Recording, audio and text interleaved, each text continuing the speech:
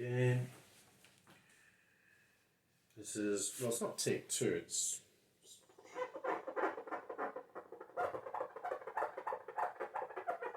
like a comedy sound, that is. Is this working? I don't even know if this is working. Okay.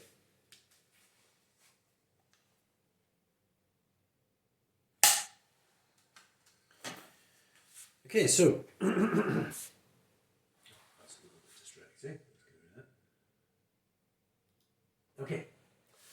So I've spent a reasonable amount of time talking about education. We're now going into business. Mentioned XQ. So it's 1, 2, 3, action cycle. Then it was Sqale. Sqale was basically the first application of XQ. So XQ I didn't share with anybody. I've shared with like 2 monks at some point, and they said, well, it's not Buddhism. And I happened to come across 2 mathematicians in 10 years or something, and they said, well, it's not maths. I was like, okay, what can you do? Anyway, so I knew there was one guy, Leon, good friend. We ended up writing a book about education, about self-directed learning curriculum. We developed this, you can buy the book now, so is the book, oh yes, it is, I haven't talked about this. This is this is the thing Leon came up with. It's a bit bright. Okay, let's do that. And it's called Odyssey. Okay, Odyssey, Dynamic Learning System. And it's to do with students making their own way through the learning curriculum. Okay, so because they're making their own journey, the assemblage of the different order of it means new things will appear.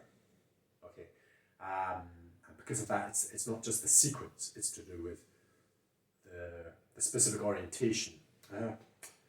Generally, with academics and stuff, we simplify and we make everything linear. That's what the curriculum is. We have an ideal linear, or even with Odyssey, you choose your own linear, but it's actually more like a complex system. And if you've got a complex system, we can say, well, we can start with this one, then we'll go to this one, then with this one. And because you do those 3, you go, there's a relationship between those 3. Whereas if you choose another 3, you might, 3 or 4, you might see a different association. Okay, and it's to do with genus concepts and how many concepts you put together. Anyway, the point is, Leon, wrote this book, and I met him. I'll tell you very briefly how we met.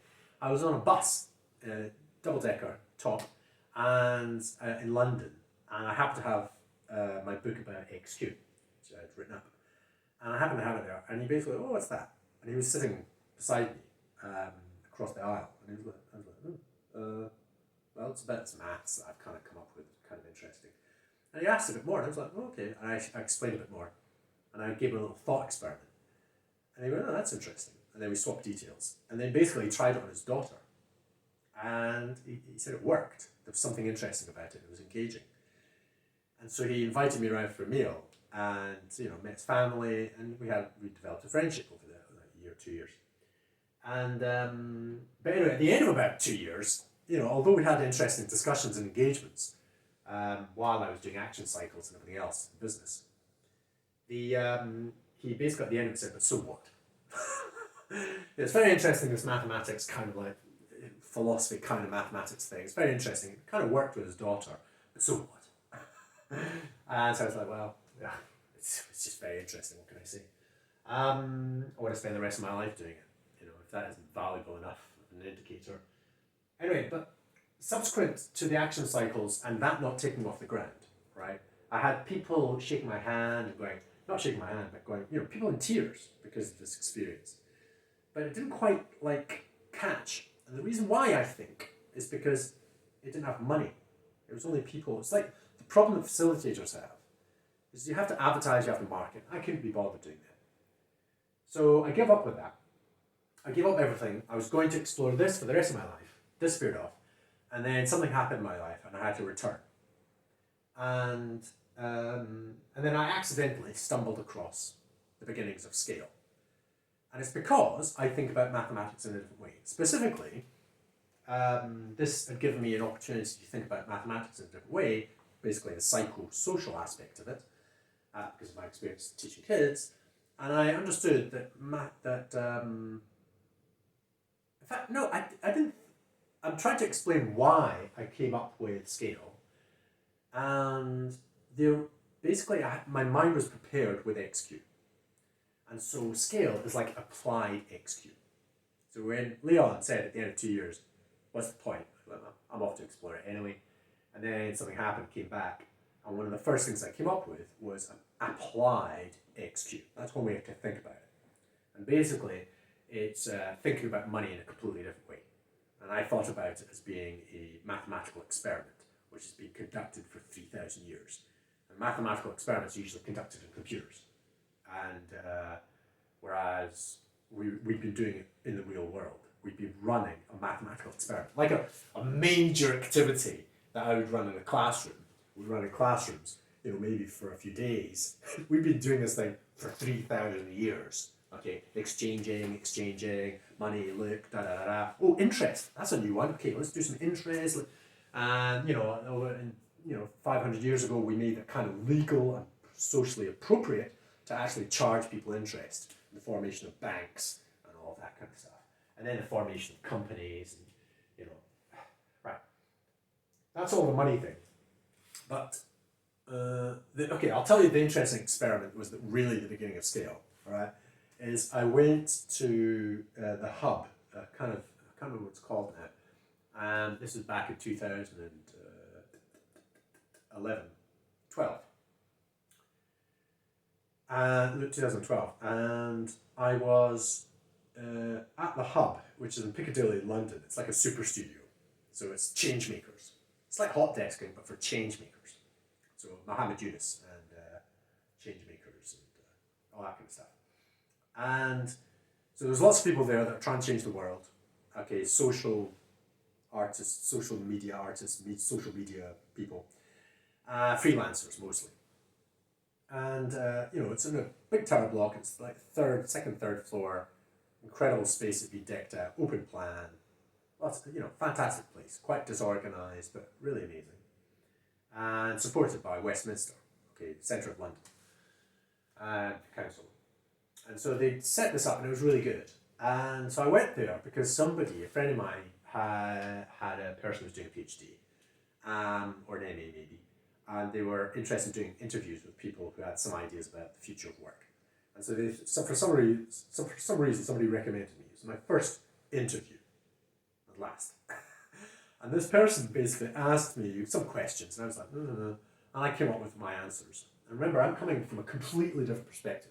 At that point, I'd learned stuff with kids that was amazing, tried to translate it into the world of adults, failed, come up with this alternative way of thinking about mathematics, which I certainly don't want to share with anybody almost.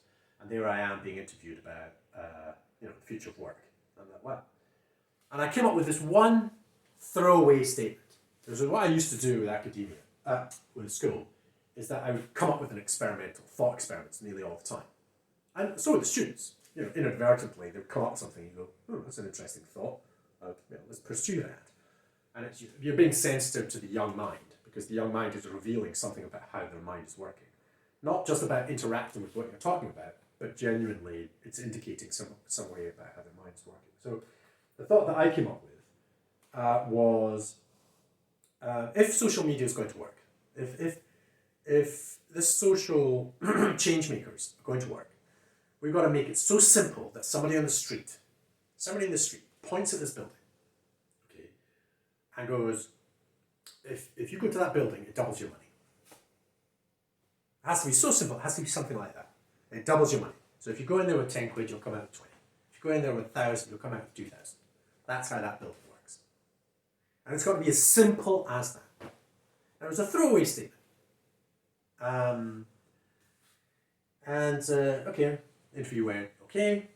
I don't think I ever got published. She never came back to me. Blah, blah. Now, anyway, after that meeting, I saw one of my friends at this hub space thing, and I said, I just had this meeting, blah, blah, blah, blah, blah, blah, blah. And then for some reason or other, there was something about money. We talked a bit about money, about something. It was only a little bit of money. But he ended up giving me money. And I literally ended up leaving with more money than I had turned up at the building. I went, oh, that's interesting. That was it. That was the beginning. It's hardly anything. Okay, and then it took me about 2-3 months to work out how can you make that work in practice regularly. And I came up with this thing, and it was called, I'm just going to write it up, and I will delete it at some point. And you can find it. I eventually called it ecological economics. Give it a name. And it was MTTP. So I came up with this description. It took me 2 or 3 months. And I would go back into this place after I'd thought about it for about a month, and then went in. And I said, look, this is how it will work. And I would share the idea with people. Oh, no, what? And then there was an incredibly critical friend, a partner of my friend, good friend, you know who you are, was incredibly critical. Was it so critical? It was really, really critical. It was really annoyed critical. And I was like, oh, right. And if you get that kind of aggression, you either just cave into it, or you just have to go, oh, right, okay, what is this thing? Why is this evoking so much aggression? Maybe there's something to it, and you kind of hold on to it. And that's the same thing with why I do any of this, is because I got results with students. I can't, that's it. Now, I have to hold on to that because it worked. Whether people agree with it, disagree with it, don't, argue, it can't happen, it did, it worked. So similarly, but when you've got an idea, it's just an idea, and I've lived nearly all my life, come up with ideas, and people just dismiss and ignore them, and me going, okay, I'll go to the next one. And that's why failure is really good, because you just keep on moving. And once you meet success, you go, that was successful. People then applaud you for that, and you reproduce the success. Whereas if you fail, you have to move on to the next thing and the next thing. But then you end up with my kind of situation where I've got all these things. Somebody's got to pay attention at some point. And that's what we're doing here. So, after a short time, I managed to put it together. MTTP. And I remember to this day what it stands for. Money, Time, Trust, Protocol. Money, Time, Trust, Protocol. At the end of 3 months, we formulated this thing, or I formulated it mostly. And then I invited 7 people. Okay, I invited a bunch of people, about 10, and 7 people turned up at that the hub space in Piccadilly in London, and in an evening, after work, about 6 o'clock, I invited them all around, and I explained, MTTP, this is how it's going to work, and I think that if we do this in a month's time, I think the objective we should have is something like each of us is £10,000. Okay? They were like, well, maybe, okay. And so, let's try it. And so we did. Okay. 2 weeks in, they were trying to explain it. They produced an explainer video. It's probably on the Wayback Machine. I don't even know what the URL is. I don't even know if we had a URL. But it'll be somewhere on the internet, the Wayback Machine. And they were wanting explanations. So 2 weeks in, they were wanting explanations how it worked. They were wanting to develop them. They wanted me to explain it, blah, blah, blah. 2 weeks. 2 weeks into a thing which is going to be a month where we end up with £10,000. It wasn't going to happen. So 2 weeks in, I was just like, it's not going to happen. Because they were trying to go for the explanation and understanding rather than get it to happen. And then once it starts to happen, we go, right, now we can study the thing because it's happening. It's like learning to ride a bike before you ride a bike. Well, let's just analyze the wheels, blah, blah, blah. Let's try and work it all out. Yeah, but we haven't even worked out if the thing moves, all right? Can we just get the thing to move? Oh, wow, this is amazing. This is a good experience. And then maybe work out, why does it work, okay? And remember, that has the benefit, a bicycle that has the benefit of a gyroscopic effect of wheels, fine. But if you're dealing with any psychosocial dynamic, there's no physical bicycle, okay? The ABC is as close as you get to a bicycle, okay? It's a structure, but it's a psychosocial structure. Okay, so MTTP is a financial structure. Money, Time, Trust, Protocol. Look, you won't believe what it was, but this is what I would do, okay? And did they do it? I don't think any of they did it. This group did it. What you did, and I remember I went to Reuters. Okay, I went to Reuters on Golden Square. Somehow I phoned up one guy, and I said, right, I've got this thing. He was involved in investment or something. And I said, right, I've developed this thing. It's pretty amazing, blah, blah, blah, blah, blah. I can't even remember how I did it. But he said, okay, come in for a meeting. Went into this meeting, and, I've been a school teacher. I come up with this kind of stuff on Reuters, Golden Square in London. And I remember going in the front door, they give you a photo thing, badge, You go up the elevator, you sit there, and there's all this fruit and vegetables, and everybody's just helping themselves, people milling around, and then there's banks of computer screens.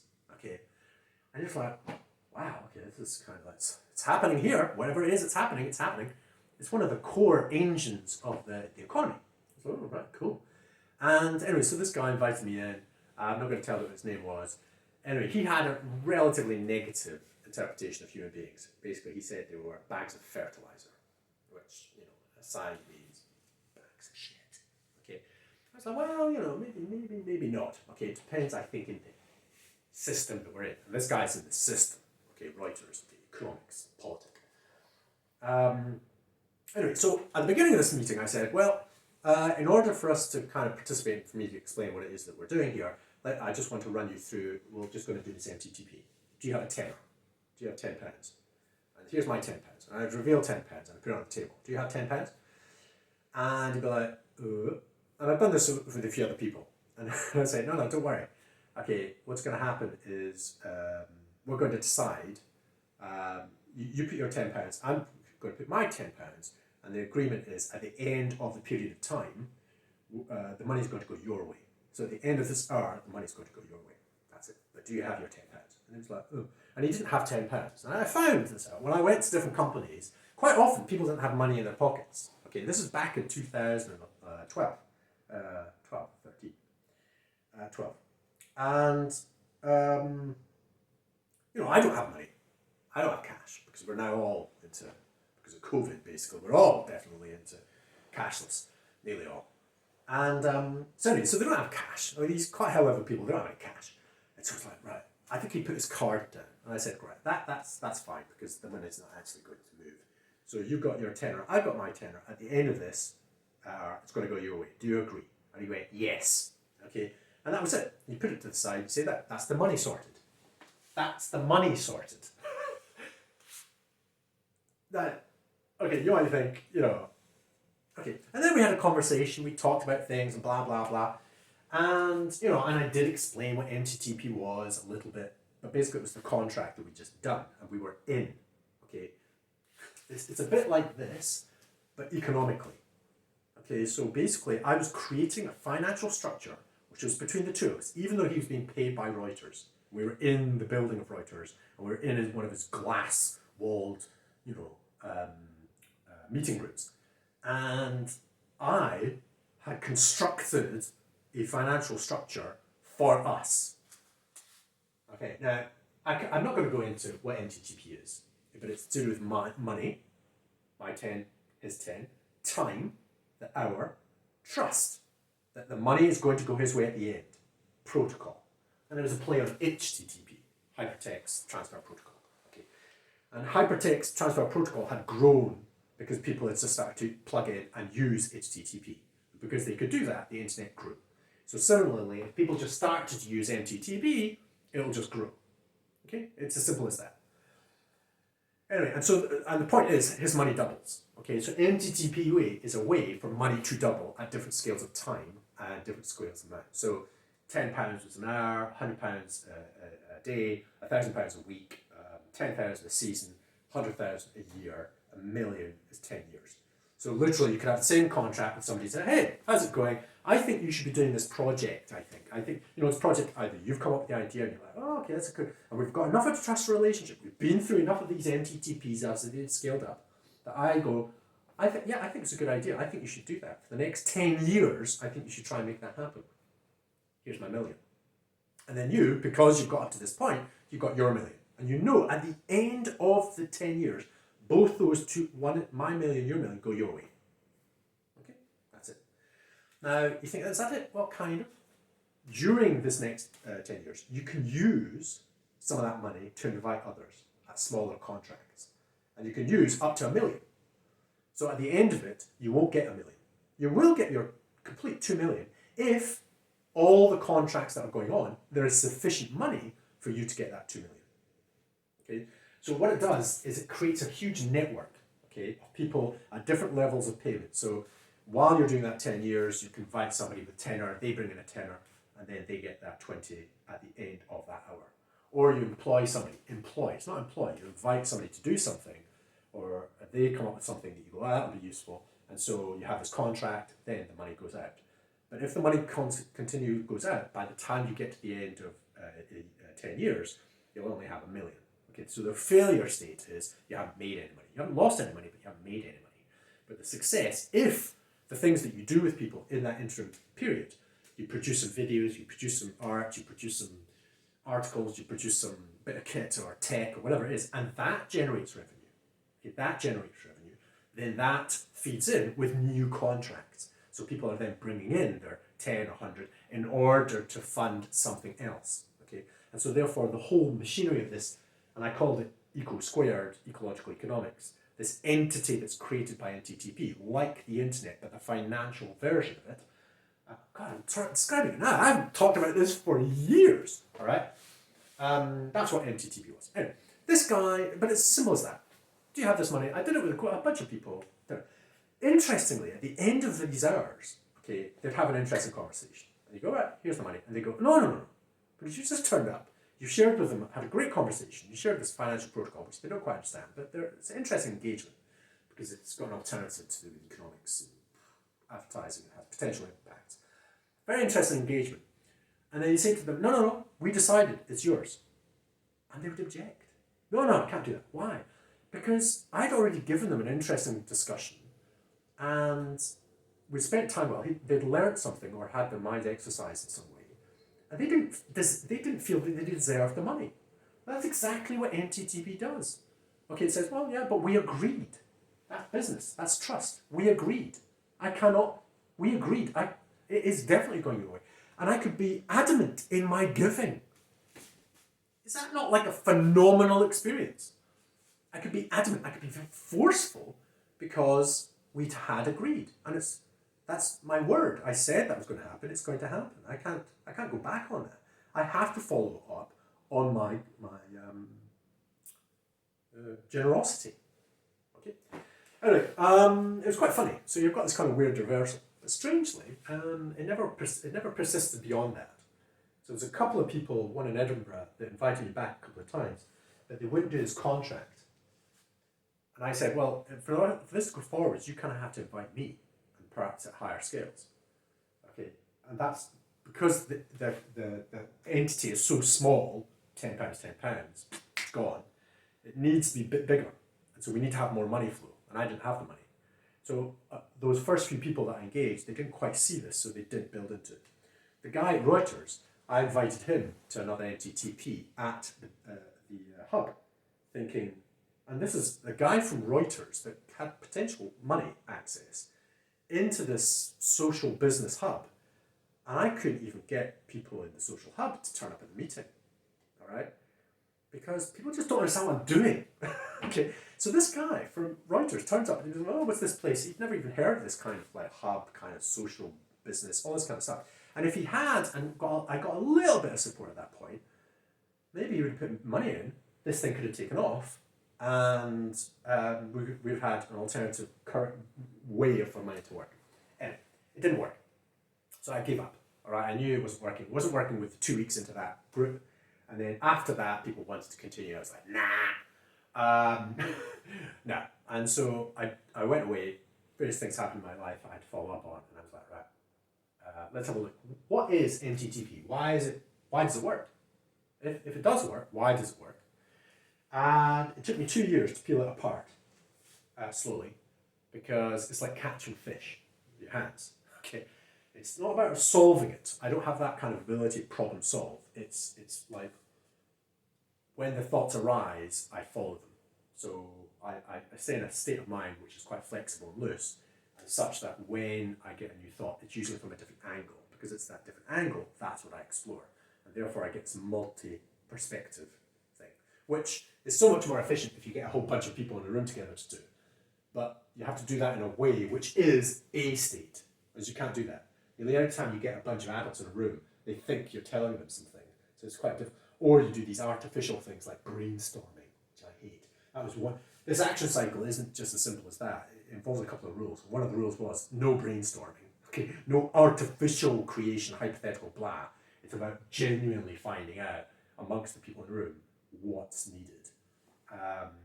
Anyway, but if you're alone, you have to kind of just wait, and then you get different perspectives. Something else triggers something, you kind of takes you in the direction, in this case, NTTP, and you go, oh, that's a different direction. You've watched a video or something, or like this. Something else is going to pop into your head. You go, hmm. And because of that, that's an interesting perspective that you have, and that's what's valuable to bring it together. But we're still not used to having these practices. So I'm going into way more detail than I should about NTT, but in fact, I never talked about it when I talked about Sqale, so maybe this is the right time for it. NTTP was amazing, but I eventually worked out there was a couple of what were the elements of it, and I broke down NTTP to understand that money was a vector. Money is a vector. And that's why it was working the way it was working. But then I thought, I kept on going with it, and I'd worked out the gratitude engine and the algorithm, the SQ algorithm. Back then it was called something different. SEA, Subjective Enumeration Algorithm. It's now called SQ, Social Quotient Algorithm. Sqale, Social Quotient. That's the thing that's actually valuable. And that's a relative value algorithm. And that was just a guess, right at the beginning. Before I came up with any of this stuff, it was, I think that all we need is a relative value algorithm on gratitude, and I think that'll be good enough. It's like the solution that Google came up with for searching the internet. It's an unbiased way, the mathematical form of it is, at least, unbiased way to get a social average, an average of relative values. Okay, it's a relative value algorithm. That's all Google is, if you look at that original. Check out Google PageRank. Okay, it's not searching, but search for Google. Oh, I've gone over again in that time. Right, another pause.